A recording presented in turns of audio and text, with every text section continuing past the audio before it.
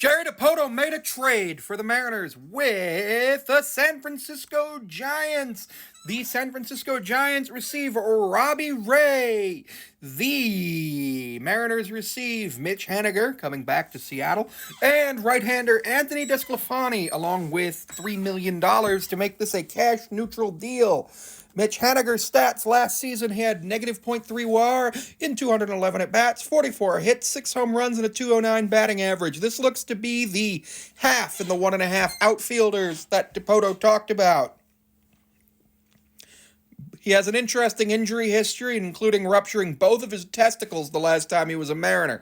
In his career, 15.1 WAR, 2,375 at-bats with 609 hits, 118 home runs, and a 256 batting average. His career OPS plus is 119.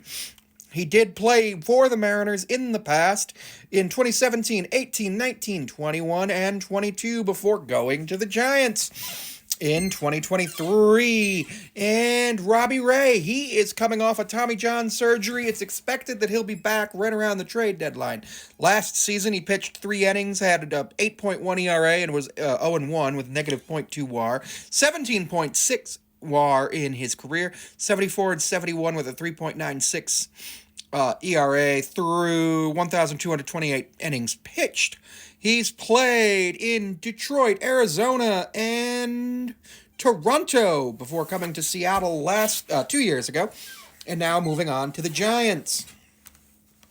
Anthony DeSclafani is a 33-year-old pitcher who had .2 WAR, going 4-8 last year with a 4.89 ERA in 19 games with 18 starts, pitching 99 innings, 10.2 WAR. He's pitched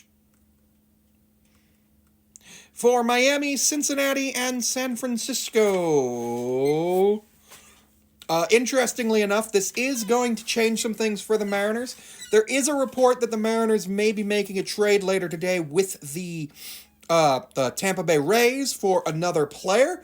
We aren't sure if that's going to happen. Nothing has been reported. I like this trade.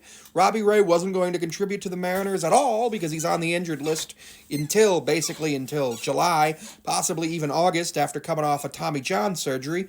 I like the trade. It brings Haniger back to Seattle, where he had a decent career, but has an injury history, so he needs to be a platoon guy, not an everyday guy, but I like bringing him back.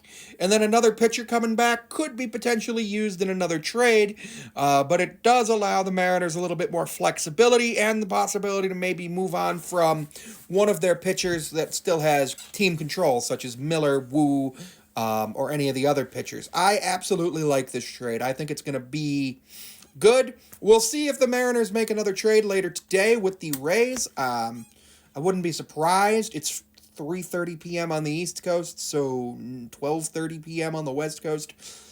Would not be surprised if by 7 or 8 p.m. we know. If not, it'll happen tomorrow if it's going to happen, I would assume.